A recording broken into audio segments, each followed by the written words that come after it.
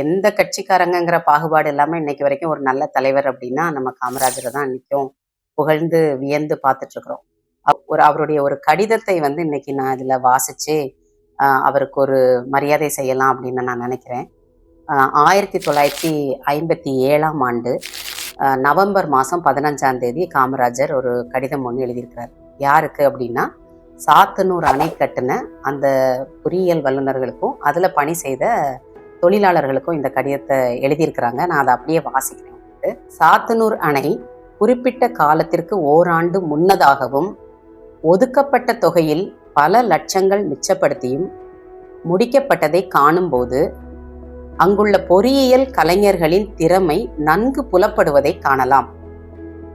இதை கட்டி முடிப்பதற்கு காரணஸ்தர்களான பொறியியல் கலைஞர்களையும் இதில் சம்பந்தப்பட்ட தொழிலாளர்களையும் நான் மனதார பாராட்டுகிறேன்.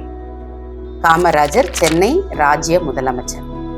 யோசிச்சு பாருங்களேன், எவ்வளவு எஃபிஷியண்டா அந்த வல்லுநர்கள், பொறியாளர்கள், ஒரு தலைமை நல்லா இருக்கும்போது அதுல வேலை செய்யற எல்லாரும் எப்படி இருந்திருக்கிறாங்கன்னு பாருங்களேன்.